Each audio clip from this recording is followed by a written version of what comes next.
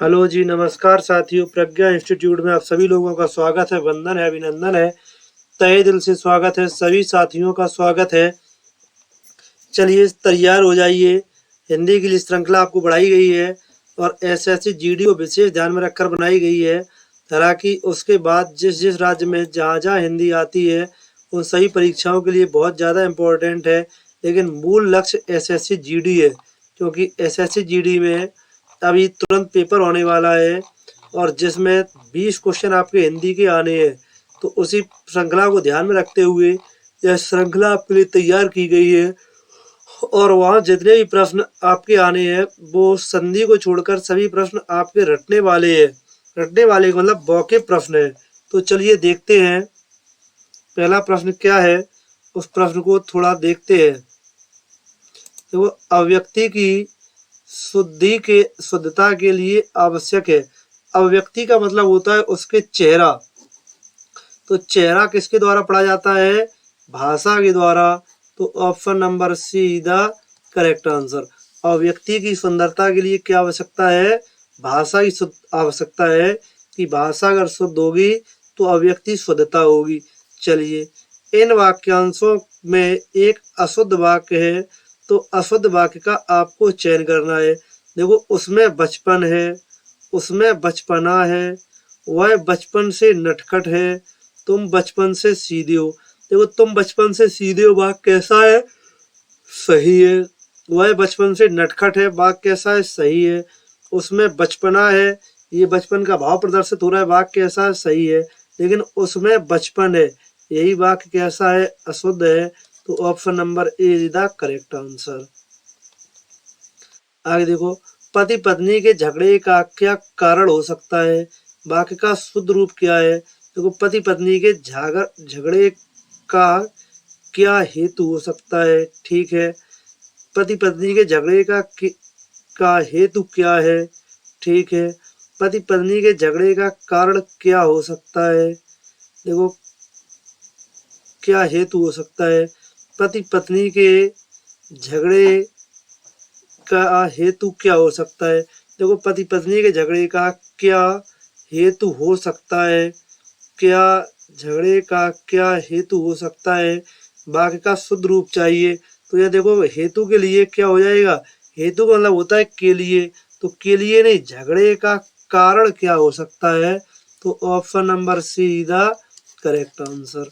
चलिए आगे देखें और विशेष ध्यान देना, जहां प्रश्नवाचक वाक्य का प्रयोग हो रहा हुआ प्रश्नवाचक शब्द का प्रयोग होना चाहिए, इस चीज को विशेष ध्यान से देखना।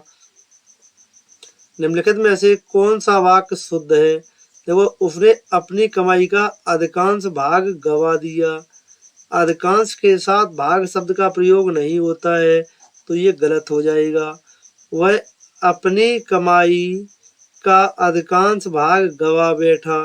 देखो वह अपनी कमाई का अधिकांश भाग गवा बैठा, तो यहाँ भी अधिकांश के साथ क्या लगा हुआ है? भाग।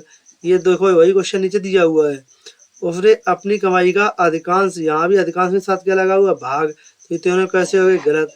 Option number D is the correct answer. चलिए आगे देखें, निम्नलिखित में से कौन सा वाक्य अशुद्ध है?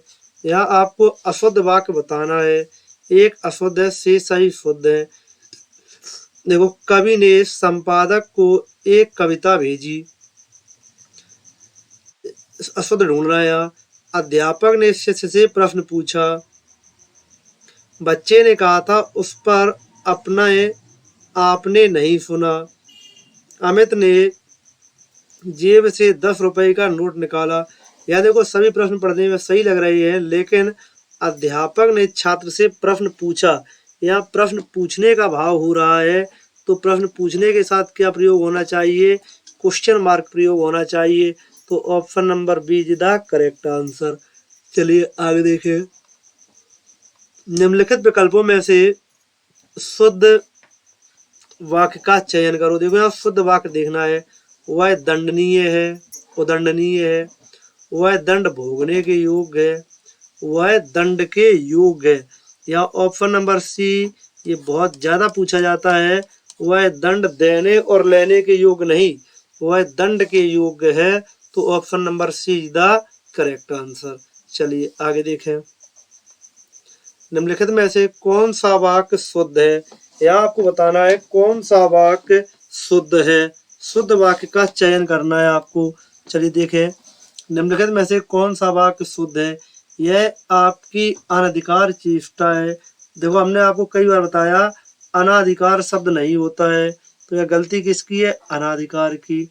यह आपकी अनधिकार चेष्टा है। यह आपकी चेष्टा अनाधिकार है। यहाँ भी अनाधिकार दिया हुआ है। यह चेष्टा आपकी अनाधिकार है। तो option number B is the correct answer. देखो वर्तनी वाले शब्दों को ही वाक्य शुद्धि में विशेष ध्यान देना है, क्योंकि अगर वर्तनी गलत होती है तो वाक्य शुद्धि अपने आप गलत हो जाएगी। चलिए आगे देखते हैं। निम्नलिखित में से शुद्ध रूप बताना है। अब ये कट ही गया है प्रश्न, तो ऐसे छोड़ देते हैं। इसमें से शुद्ध वाक्य कौन सा? देखो यह बताना है कौन सा वाक्य शुद्ध है। मेरे प्राण निकल गए, मेरा प्राण निकल गया। प्राण हमेशा बहुवचन प्रयोग होता है, तो मेरे प्राण निकल गए option number A is the correct answer. ठीक है, चलिए आगे देखें। बाघ और बकरी एक घाट पानी पीती है। देखो बाघ और बकरी एक घाट पर पानी पीती नहीं, क्योंकि बाघ और बकरी है तो दो जोड़ने पर क्या बना देंगे? बहुवचन। तो बाघ और बकरी एक घाट पर पानी पीते हैं। Option number B is the correct answer. आगे देखें। निम्नलिखित में से एक वाक्य त्रुटिपूर्ण है। यह आपको त्रुटिपूर्ण वाक्य बताना है। देखो निरपराधी को सजा नहीं देनी चाहिए। हमने बताया था निरपराधी शब्द नहीं होता है, तो निरपराधी शब्द नहीं होगा, तो यही गलती पहले में। निम्नलिखित में से एक वाक्य त्रुटिपूर्ण है, तो यही वाक्य आपका कैसा हो गया? त्रुटिपूर्ण। ये भी विशेष ध्यान देना। देखो निरपराधी, निर्दयी, ये दोनों शब्द में से कोई शब्द नहीं होता है। ऐसी कोमलांगनी, कृषांगनी, भुजंगनी, ये शब्द नहीं होते हैं। कोमलांगनी की जगह कोमलांगी होता है, भुजंगनी की जगह भुजंगी होता है। तो इन शब्दों को थोड़ा ज्यादा ध्यान रखिए आप। निम्नलिखित में से कौन सा शुद्ध वाक्य है? सीता ने यह कहा। देखो सीता ने यह कहा, तो option number A is the correct answer. आगे देखें। निम्नलिखित में से कौन सा वाक्य शुद्ध नहीं है? देखो यहाँ केवल दो ही वाक्य बचे हैं, तो या फिर छोड़ देते हैं। भारत की डॉट की रक्षा करना प्रत्येक भारतीय का कर्तव्य है। देखो भारत की किसकी? अस्मिता की रक्षा करना प्रत्येक भारतीय का क्या है? कर्तव्य है। तो option number C the correct answer. आगे देखिए। ताजमहल का अद्भुत नमूना है। तो ताजमहल किसका नमूना है? तो स्थापत्य कला का। Option number D is the correct answer. आगे देखें। युद्ध प्रधान एवं राष्ट्र चेतना परक कविताओं में किसकी प्रधानता होती है? देखो युद्ध परक एवं राष्ट्रीय चेतना परक कविताओं में किसकी प्रधानता होती है? तो युद्ध होगा तो उसमें किसकी प्रधानता होगी? ओज की प्रधानता होगी। तो option number A is the correct answer. आगे देखें। विश्व में ही की प्रधानता है, तो किसकी प्रधानता है? ज्ञान, धर्म, कर्म। तो विश्व में कर्म की ही प्रधानता है। जब कहीं विश्व में की बात होगी तो किसकी प्रधानता होगी? कर्म की। धर्म की प्रधानता की कोई बात नहीं होगी। तो विश्व में किसकी प्रधानता है? कर्म की। आगे देखिए। अगर भाव अभाव न हो तो कौन पूछे? अगर अभाव ना हो तो भाव कौन पूछे? तो भाव कौन पूछे? अगर अभाव ना हो तो भाव कौन पूछे? आगे देखो। प्रेमचंद्र ने अपने उपन्यासकारों को बहुत दूर तक प्रभावित किया। किसे? परिवर्ती उपन्यासकारों को बहुत दूर तक प्रभावित किया। चलिए आगे देखते हैं। अब ये फिर कट गई है, तो ये भी कट गया क्वेश्चन, लेकिन इसके अर्थ समझ लो आप। उल्टी गंगा बहाना का मतलब होता है झूठा प्रयास करना। दाई से पेट छिपाना। दाई से पेट छिपाने का मतलब होता है जानबूझकर छिपाना। 9-2-11 होना। 9-2-11 का अर्थ होता है भाग जाना।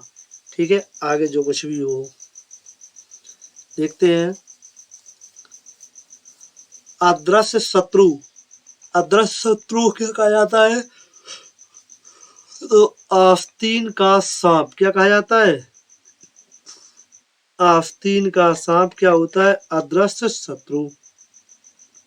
मुंह में राम बगल में छुरी, मतलब झूठा दिखावा करना। पेट में दाढ़ी। पेट में दाढ़ी मतलब होता है अनुभवहीन व्यक्ति होना। अगला, सोने में सुगंध मुहावरे कर। देखो सोना कैसा होता है? सुंदर और गुड़ होना। तो option number A is the correct answer. और भी देख लो। सुगंध से युक्त आभूषण। किसी आभूषण में सुगंध नहीं होती है। सुगंध आभूषण होना हो नहीं सकती है। सुगंधित होना नहीं हो सकती है। सोने में सुगंध का मतलब हुआ कि पहले से ही व्यक्ति कैसा था? सुंदर था, और उसमें दूसरे गुण और मिल गए। तो option number A is the correct answer. आगे देखें। अपने वह मरे बिना स्वर्ग नहीं दिखता। इसका मतलब क्या हुआ कि स्वयं प्रयत्न करने पर ही काम बनता है। तो option number A the correct answer. स्वयं प्रयत्न करने पर ही काम बनता है। तो यही हुआ, अपने मरे बिना स्वर्ग नहीं मिलता। कान काटना। कान काटना वाला होता है चतुर होना। कहते लोग क्या कान काट लोगे तो हमारे, तो कहते हैं चतुर लोग हैं। चोर की दाढ़ी में तिनका। अब ये भी है, लेकिन इसका कट गई है ऑप्शन। आगे देखें। स्वावलंबी होने के लिए मुहावरा। देखो स्वावलंबी होने का मतलब क्या होता है? पौ बारह होना। पौ बारह का मतलब होता है लाभ होना। पानी फेर देना। पैरों पर खड़े होना। देखो स्वावलंबी का मतलब क्या हो गया? पैरों पर खड़े होना। चलिए आगे देखते हैं।